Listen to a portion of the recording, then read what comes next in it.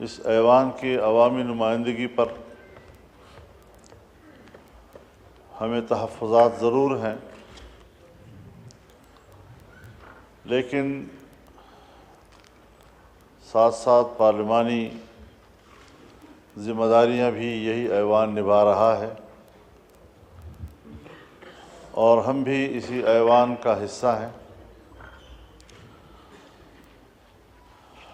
اس سے قبل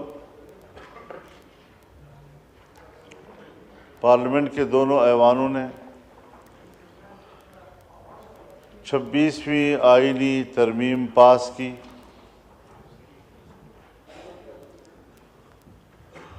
اور یوں سمجھیے کہ وہ ایک اتفاق رائے کے ساتھ تھا، اگرچہ ہماری بڑی اپوزیشن پارٹی نے اس سے لا تعلقی ظاہر کی، لیکن اس حوالے سے مذاکرات کا جو عمل 1 مہینے سے زیادہ عرصے تک رہا، اس میں تمام پارٹیاں حکومتی بینچز پہ یا اپوزیشن بینچز پہ سب آن بورڈ تھیں، اور سیاست میں یہی ہوتا ہے کہ مذاکرات ہوتے ہیں، دونوں فریق ایک دوسرے کو سمجھاتے ہیں، دلائل سے سمجھاتے ہیں، اور بالآخر مسئلہ ایک حل پہ پہنچ جاتا ہے۔ اسی میں جناب اسپیکر، دینی مدارس کے حوالے سے ایک بل بھی تھا، اور میں اس حوالے سے کچھ ہسٹری آپ کے سامنے بھی، ایوان کے سامنے بھی رکھنا چاہتا ہوں۔ 2004 میں حکومت اور دینی مدارس کے درمیان مذاکرات ہوئے۔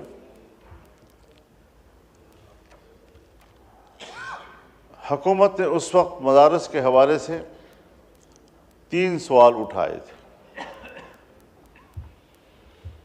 پہلا سوال یہ تھا کہ دینی مدارس کا مالیاتی نظام کیا ہے،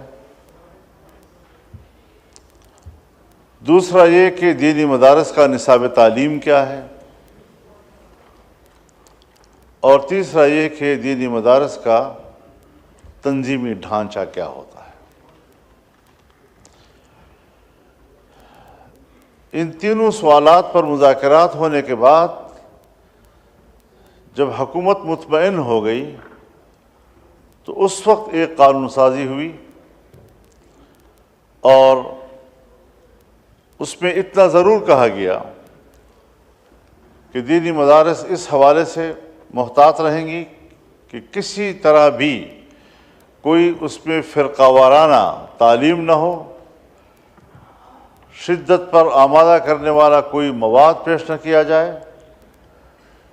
البتہ تقابل ادیان کے حوالے سے اور تقابل مذاہب کے حوالے سے علمی بحث اگر استاد کرتا ہے تو وہ اس سے مستثنیٰ ہوگا۔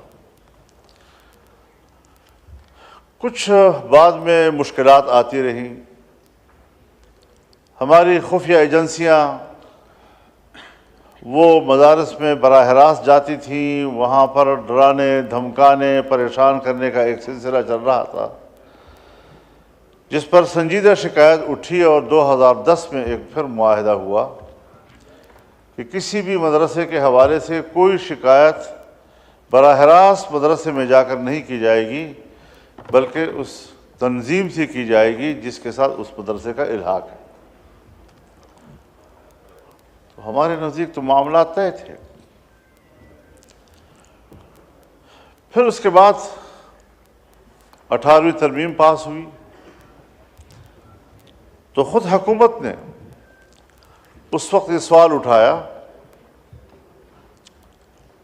کہ مدارس 1860 کی سوسائٹیز ایکٹ کے تحت رجسٹرڈ ہوتی ہیں، اور چونکہ اب وہ صوبائی مسئلہ بن گیا ہے، لہذا آپ وفاقی وزارت تعلیم کے ساتھ خود کو وابستہ کر لیں۔ یہ یعنی جیسے ہم ایک ڈاک خانہ تبدیل کر رہے ہیں دوسرے ڈاک خانے میں۔ پہلے ہم وزارت صنعت و حرفت کے ساتھ سوسائٹی ایکٹ جو خالصتاً اسی لیے بنایا گیا تھا کہ پرائیویٹ سیکٹر میں بننے والے جتنے ادارے کمپنیاں ہوں گی وہ سب اسی میں ہی رجسٹر ہوتی رہیں گی، اور اب آئیے وزارت تعلیم کے تحت۔ وزارت تعلیم میں بھی صرف آپ اس نسبت سے منسلک ہو کر رجسٹریشن کرائیں گے، اور جہاں صوبوں میں دفتر ہوں گے وزارت تعلیم کے، وہاں لوگ جا کر وہ رجسٹریشن کارڈ لے لیں۔ اس پر بات چیت ہوتی رہی، لیکن وہ ایکٹ نہیں بنا، وہ محض ایک معاہدہ تھا، اور وہ معاہدہ 3 باتوں پر مشتمل تھا۔ اس میں پہلی بات یہ تھی کہ دینی مدارس جن کی رجسٹریشن ہو چکی ہے وہ برقرار رکھی جائے گی، نئے مدارس کے رجسٹریشن پر حکومت تعاون کرے گی۔ دوسری بات یہ کہ دینی مدارس کے بینک اکاؤنٹس کھول دیے جائیں گے، اور تیسری بات یہ کہ غیر ملکی طلباء جن پر پابندی ہے کہ وہ پاکستان میں تعلیم حاصل کریں، ان کو تعلیم حاصل کرنے کی اجازت ہوگی، اور 9 سال تک ان کو 9 سال کا ویزا دیا جائے گا۔ اس میں جو بعد میں ایجوکیشن ایک بورڈ بنا، اس کے تحت 12 مراکز بنائے گئے، یہ سب بات کے ایگزیکٹو آرڈرز ہیں، اس کا اس معاہدے سے کوئی تعلق نہیں۔ آج اگر کوئی اس کی بات کرتا ہے تو یہ پس از مرگ واویلا کی بات ہے۔ وہ معاہدہ حکومت کی طرف سے ٹوٹ چکا تھا کہ آج تک تنظیمات مدارس دینیہ سے وابستہ نہ تو کسی مدرسے کی رجسٹریشن ہو سکی ہے، نہ ہی کسی مدرسے کا اکاؤنٹ کھل سکا ہے، نہ ہی اس مدرسے کے لیے آج تک کسی ایک طالب علم کو ویزا دیا گیا ہے۔ ہاں، بعد میں کسی کے فیض سے مدارس توڑ دیے گئے۔ اب تک یہی 5 تنظیمیں تھیں، 5 بورڈز تھیں۔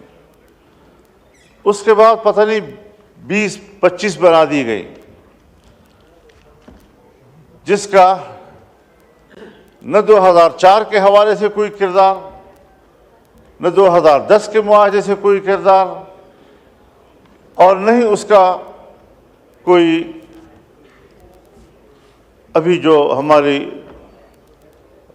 قانون سازی ہو رہی تھی اس سے کوئی تعلق۔ الیکشن سے پہلے جو پی ڈی ایم کی حکومت تھی، تو میں نے جناب وزیر اعظم کی خدمت میں عرض کیا میاں شہباز شریف صاحب سے کہ یہ ایک مسئلہ ہے، الجھا ہوا ہے، اس کو پورا کریں۔ انہوں نے حامی بھری، بات چیت ہوئی، تنظیمات مدارس کے تمام قائدین کو بلایا گیا، ان کی مشاورت و مشارکت کے ساتھ اصول طے ہوئے، اور ہم نے اپنے موقف میں لچک دکھائی کہ ہمیں اعتماد میں لیے بغیر، ہم سے اجازت لیے بغیر آپ نے ہمارے تنظیموں کو توڑا، اور وہ تنظیمیں کہ جن کو ہم نے تسلیم نہیں کیا سو مدارس آزاد ہوں گے، چاہے ادھر رجسٹریشن کرائیں چاہے سوسائٹی ایکٹ کے تحت کرائیں. ہم نے لچک دکھائی اس میں، اور اس پر جناب وزیر قانون جناب تارڑ صاحب ان کی طرف سے ڈرافٹ بنا، اور جس طرح معاہدہ ہوا تھا اسی کے مطابق ایک ڈرافٹ آیا اور یہاں ایوان میں پیش ہوا. اس ایوان میں اس کی پہلی خواندگی ہوئی، اور جب دوسری خواندگی شکوار ہو رہی تھی تو پتہ نہیں کہاں سے کیا ہدایات آتی گئیں کہ دوران قانون سازی اس قانون سازی میں تبدیلیاں لائی گئیں، اور پھر ہم نے کہا کہ ہم اس قانون سازی کا حصہ نہیں بنیں گے. کہ اس معاہدے، اس کمٹمنٹ جو ہمارے باہمی اتفاق رائے سے ہوا تھا، اس کا ضد ہے. معاملہ کٹھائی میں پڑ گیا. اب اس ایوان کے اندر جس وقت 26ویں ترمیم پر بات ہو رہی تھی تو ہم نے اس میں کہا کہ بھائی وہ ایک چیز، ایک مرحوم بل، ایک معصوم بل، اس سے پہلے جس پر اتفاق ہوا اور جس کا یہاں قتل کیا گیا، آئیے اس کو بھی لے آئے. جناب اسپیکر، ہم نے یہ نہیں کہا ہے کہ آپ ان مدارس کو اس بل سے نکال دیں، یہ بات میں واضح کروں، لیکن ڈرافٹ جو پاس ہوا ہے، بل جو پاس ہوا ہے یہاں سے، اس میں ان وزارت تعلیم کے تحت رجسٹر مدارس کا کوئی تذکرہ نہیں ہے، اور یہ ڈرافٹ ہم نے نہیں بنایا، یہ حکومت کی طرف سے آیا. سو ہم نے اس کو بھی قبول کیا تھا، اس پر بھی چونکہ ہمارا کوئی اعتراض تو نہیں تھا، لیکن ہم نے قبول کیا اور پاس ہو گیا. جناب اسپیکر، بہتر ہوتا اگر آج اس وقت یہاں ایاز صادق صاحب موجود ہوتے تو ذرا میں ان کے روبرو عرض کرتا.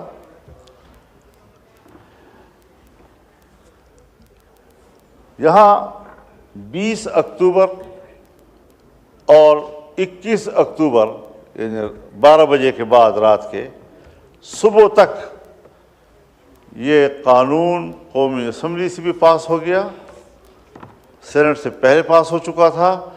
سینٹ میں جب پاس ہو رہا تھا تو تاریخ 20 اکتوبر کی تھی، اور جب قومی اسمبلی سے پاس ہو رہا تھا تو تاریخ 21 اکتوبر کی تھی. اور جو ہی وہ پاس ہوا، میرے پاس جکرانی صاحب تشریف لائے اور مجھے انہوں نے کہا کہ سائن سیریمنی پریزیڈنسی میں ہو رہی ہے، فوری طور پر ہم نے وہاں جانا ہے، ناشتہ بھی وہیں کریں گے اور پریزیڈنٹ صاحب ان پہ دستخط بھی کر دیں گے. میں نے ہاں کیا، لیکن آدھے گھنٹے کے بعد وہ پھر تشریف لائے اور کہا کہ یہ وہ فی الحال ملتوی ہو گیا. ٹھیک ہے. اب سوال یہ ہے حضرت کہ 28 اکتوبر کو جناب صدر اس بل پر ایک اعتراض بھیجتے ہیں، اور ظاہر ہے کہ دونوں ایوانوں میں جب ایک بل آتا ہے تو جس ایوان میں آخر میں پاس ہوتا ہے اسی سے پریزیڈنسی میں جاتا ہے، اور وہاں سے کوئی آبجیکشن ہوتا ہے تو وہاں سے بھی اسپیکر قومی اسمبلی کے پاس پھر آیا، کیونکہ یہاں آخر میں پاس ہوا اور آبجیکشن آیا، اور اسپیکر صاحب نے اس کی تصحیح کر دی، اس کو ایک قلمی غلطی قرار دے کر. اب آبجیکشن آیا، اسپیکر صاحب نے باقاعدہ آئین کا حوالہ دیا، آرٹیکل 75 کا، اس آئینی حوالے کے ساتھ انہوں نے ان کے پاس جواب بھیجا، اور یہ 28 اکتوبر تھی. اس کا معنی یہ ہے کہ جناب صدر کو یہ بل موصول ہو چکا تھا. یہ علامت تھی اس بات کی کہ وہ موصول ہو چکا ہے. اسپیکر صاحب کی طرف سے جواب چلا گیا اور کہا کہ میں آرٹیکل 75 کے تحت اس کی اصلاح کر رہا ہوں، اور کر دی ہے، دستخط کر کے بھیج دیے. اور سینٹ کی طرف سے بھی مجھے یہ اطلاع ملی کہ وہاں سے بھی انہوں نے جو چیئرمین سینٹ تھے اس وقت، انہوں نے اس کو ہاں کر دیا اور معاملہ ختم ہو گیا. کیوں؟ اس لیے ختم ہوا کہ جناب صدر نے اس پر کسی قسم کا دوبارہ اعتراض نہیں کیا، اس پر اپنی رائے پہ زور نہیں دیا، اسے پریس نہیں کیا، اور جب انہوں نے تسلیم کر لیا اور قبول ہو گیا تو اٹ مینس کہ ان کو ایک اعتراض کا حق حاصل ہے، دوسرے اعتراض کا حق پریزیڈنسی کو حاصل نہیں ہے۔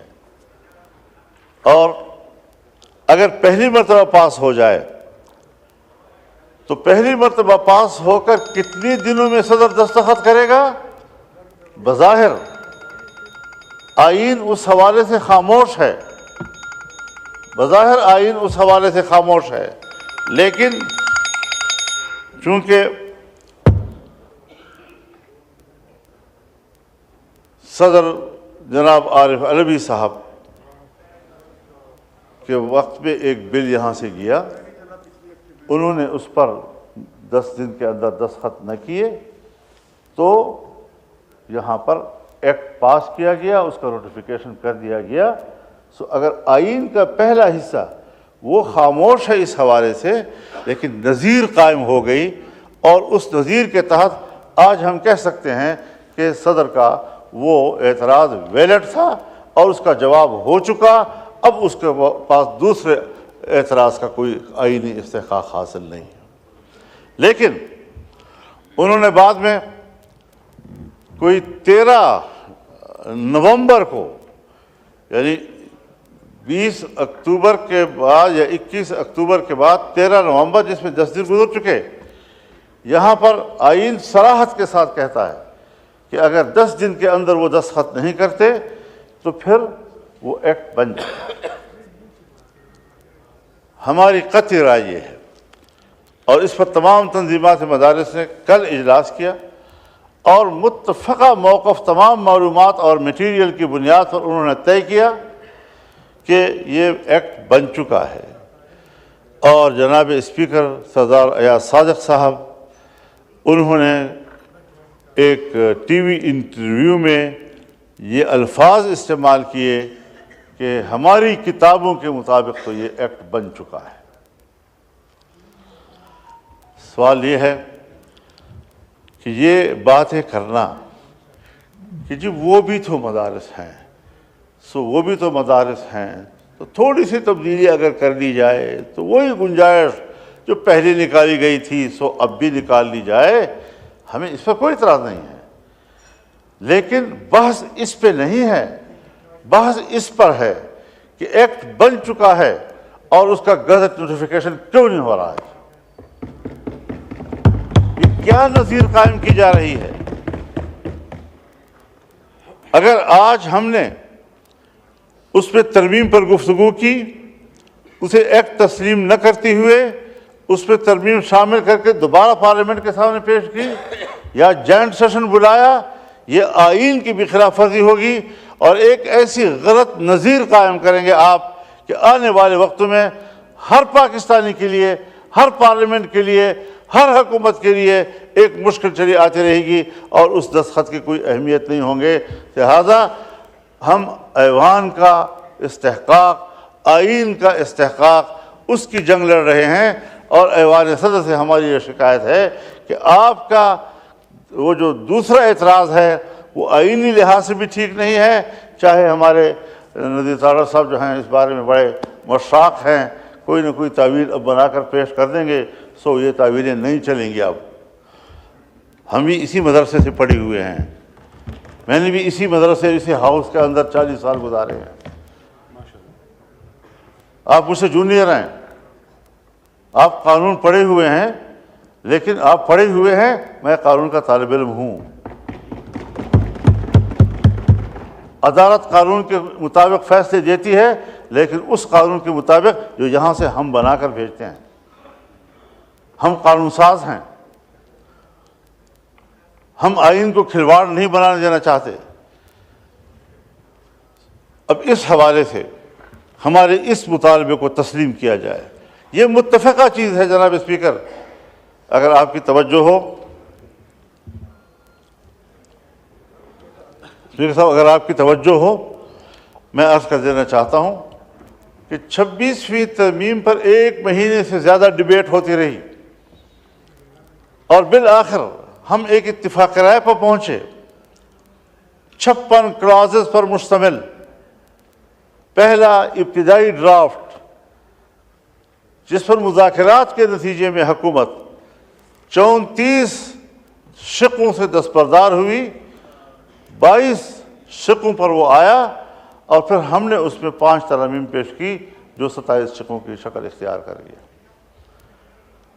یہ سب اس کے لیے میں خود کراچی بھی گیا ہوں، بلاول ہاؤس بھی گیا ہوں، 5 گھنٹے ہم نے وہاں مذاکرات کیے ہیں۔ یہی دینی مدارس کا بل وہاں ڈسکس ہوا ہے۔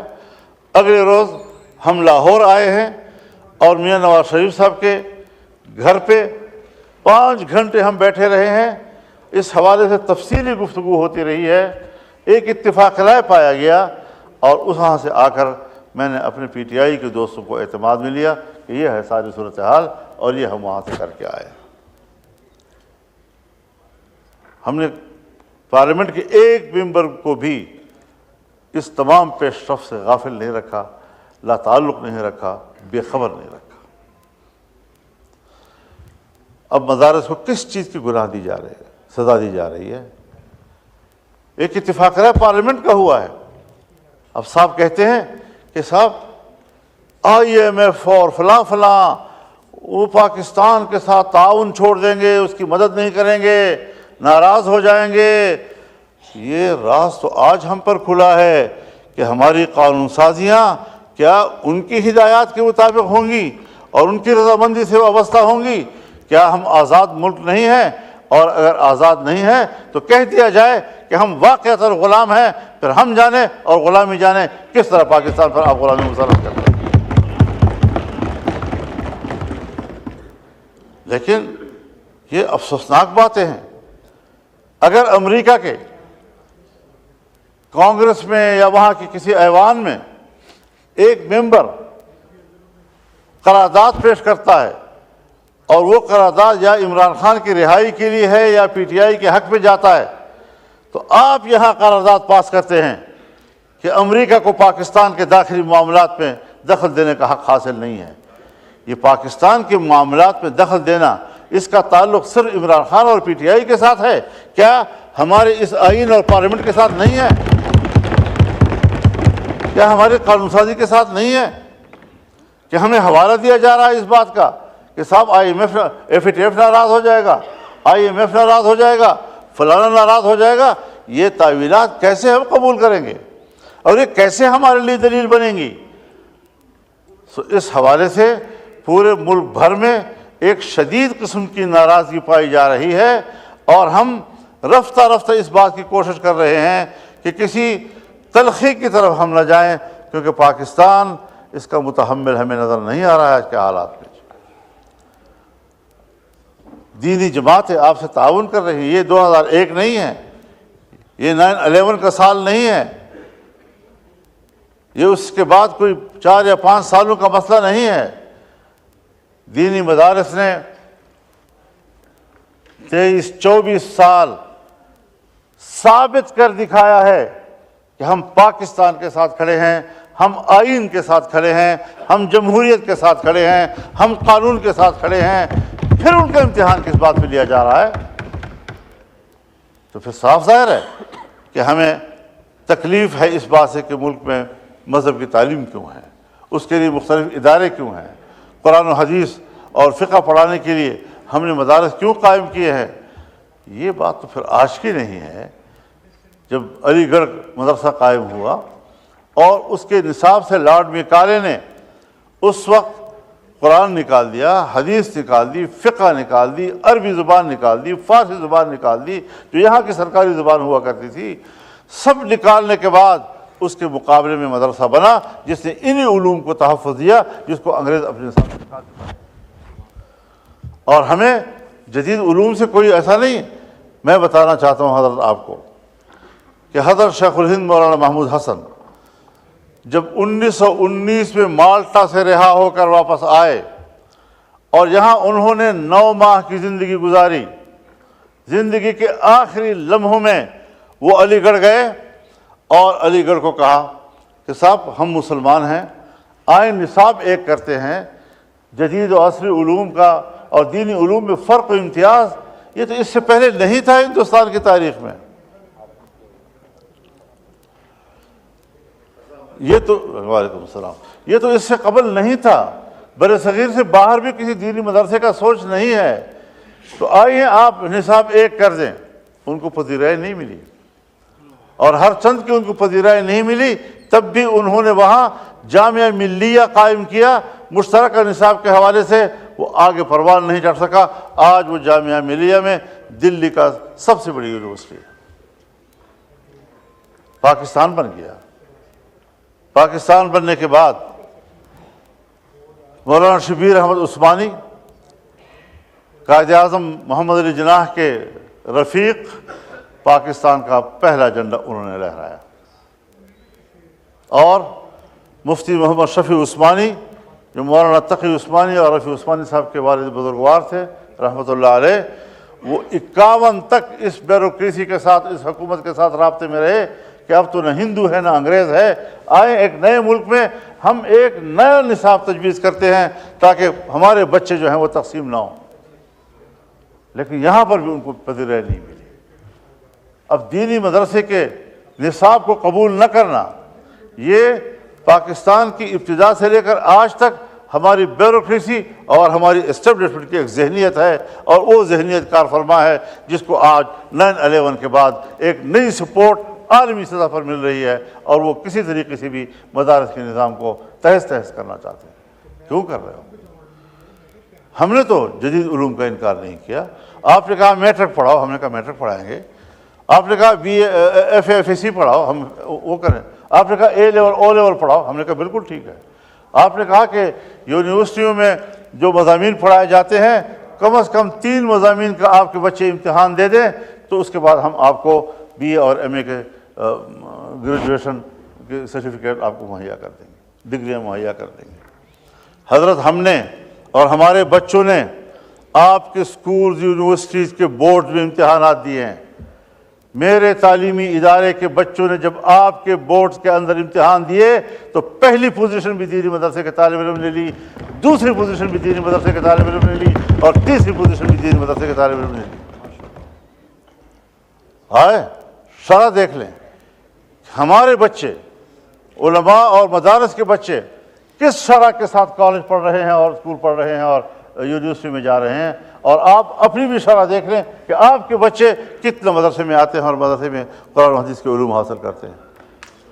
ہم تو آج بھی، میں تو جدید علوم اور قدیم علوم اور عصری علوم اور دینی علوم اس کے فرق کو تسلیم ہی نہیں کرتا. اس کی ضرورت کیا ہے؟ کیا حضرت نوح علیہ السلام کے پاس لکڑی کا علم نہیں تھا؟ اور لکڑی کا علم تھا تو کشتی بنائی نا. کیا حضرت داؤد علیہ السلام کے پاس لوہے کا علم نہیں تھا؟ لوہے کا علم تھا تو آپ زرہ بناتے تھے، آپ خود بناتے تھے. یوسف علیہ السلام، کیا ان کے پاس علم ریاضی اور حساب کتاب اور معاشیات کا علم نہیں تھا؟ تبھی تو انہوں نے خود پیشکش کی کہ مصر کی معیشت کو بہتر بنانے کے لیے اجعلنی علی خزائن الارض انی حفیظ علیم، مجھے اس کے خزانے کا نظام دیا جائے، میں بہت اچھا اس نظام کو جاننے والا ہوں. اپنی خدمات خود پیش کی.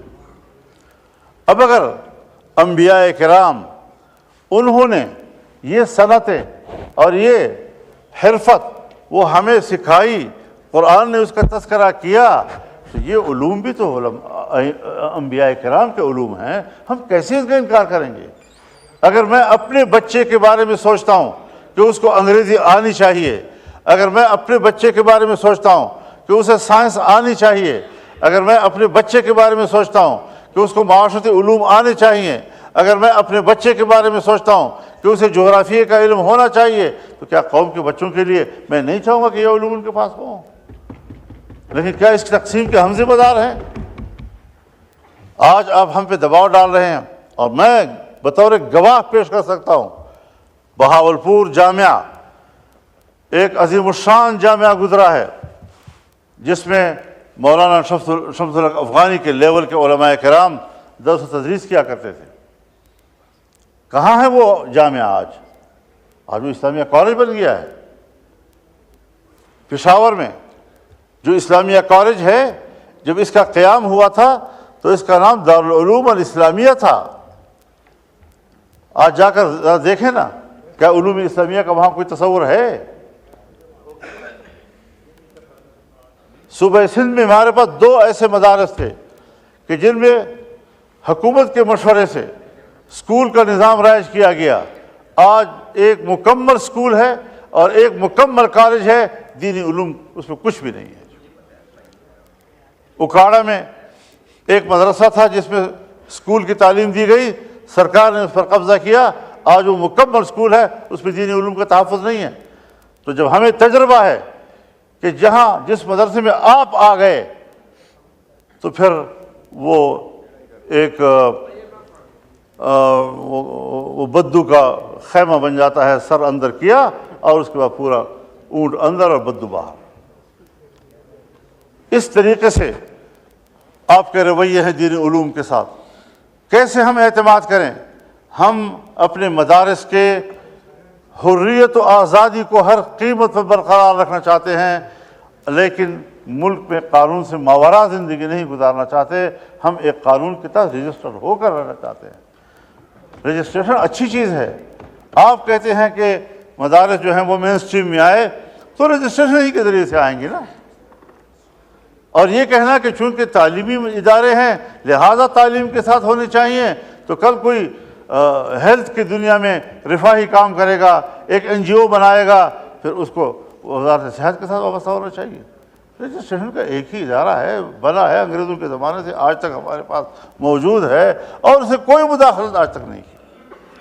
لیکن اگر ہم ایک باقاعدہ ڈائریکٹریٹ جنرل فار مذہبی تعلیم، اس کا ایک ڈائریکٹریٹ بناتے ہیں، ایگزیکٹو آرڈر کے تحت بناتے ہیں، اس کا معنی یہ ہے کہ یہ رجسٹریشن وزارت تعلیم سے محض منسلک نہیں ہوگی، محض ڈاکخانہ نہیں ہوگا، بلکہ دینی مدارس کے اندر مداخلات کا راستہ بھی آپ نکال رہے ہیں.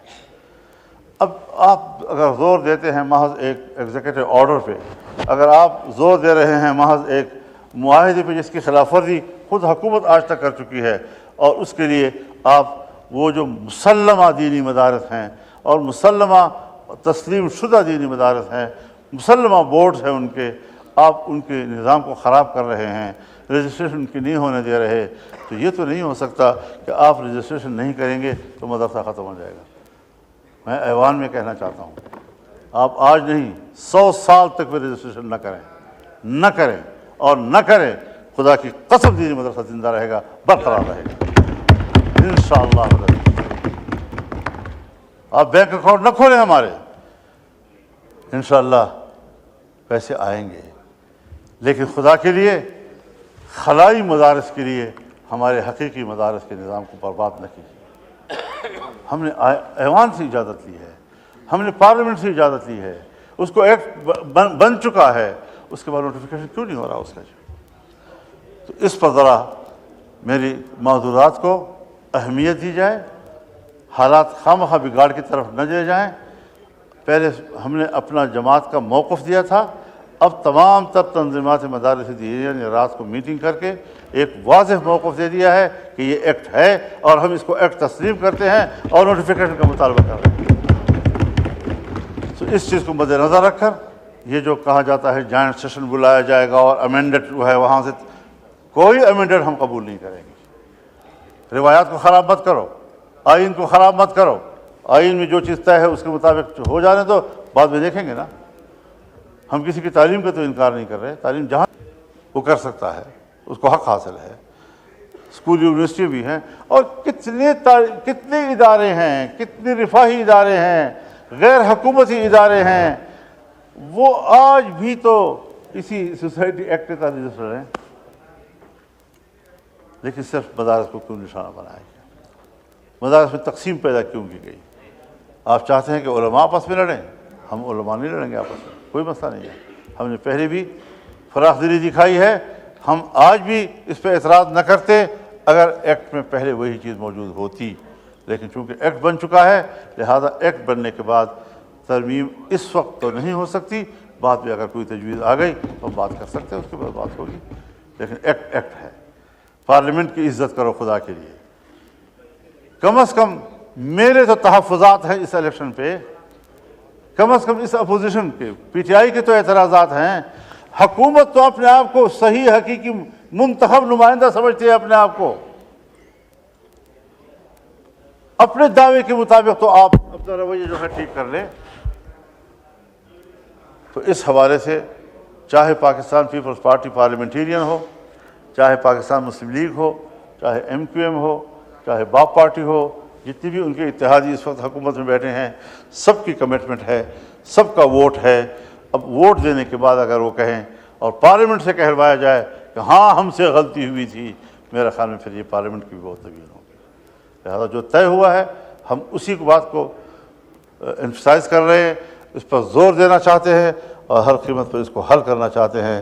اگر اس سے آگے پیچھے معاملہ گیا تو یقیناً پھر ایوان نہیں، میدان میں فیصلے ہوں گے۔ اللہ تعالیٰ ایسی امتحانات